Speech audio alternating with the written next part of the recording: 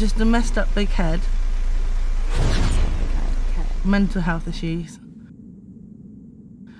and no feet. Basically, it's a monster that keeps falling over, and it's got no feet because years ago I was crippled to a wheelchair once when I was on the airport on the way back from Rome. I had to just be wheeled off the plane in a wheelchair, which was very humiliating, but also just awful really, because the doctors didn't recognise or listen to me 3 years previously when they could have done. And after 2-3 years, the foot didn't heal properly, but the doctors and everyone didn't listen to me. They just don't acknowledge real pain, and it's super disappointing. And so what happened was, they thought it was just my mental health. I mean, it's all really quite bizarre. My mental health is really hard to pinpoint as well.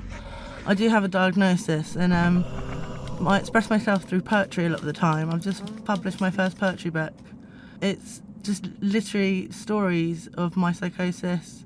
It's about mental health, addiction, and all sorts of themes really throughout the book. Just cover how I really feel inside.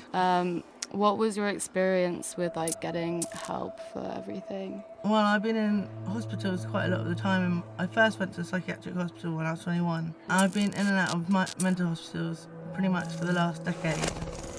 But I'm determined not to ever go back to one ever again, because I just want to.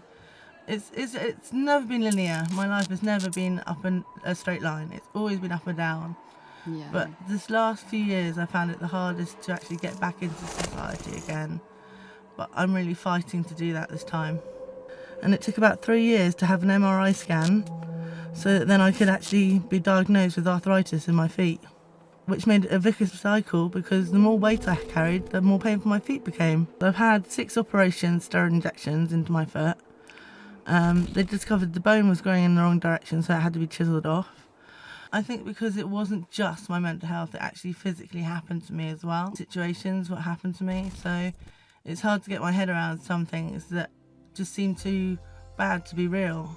I've learned an awful lot there. I used to be just so free and flippant with my mind and my heart, but I've realised that there's boundaries and one has to protect themselves from being hurt, from putting myself out there as well, for the world to hurt me back, or me to even hurt others.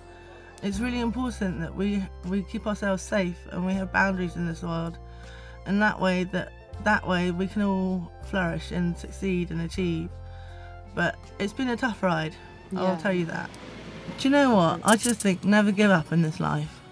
It's such a wonderful world out there, and in the end my feet did get better, you know, and that's just the happy ending of the story, fortunately. Yeah. But it could have gone worse. It could have been that I'd be in a wheelchair for the rest of my life. The steroid injections worked and now I can walk. Well, you sound like a very strong lady. I have to be strong. We all have to be strong. Speaking right now. I've got to create my own life for myself, and I've got to just take all the knowledge and all the gifts and all the love and all the kindness with me on my next journey.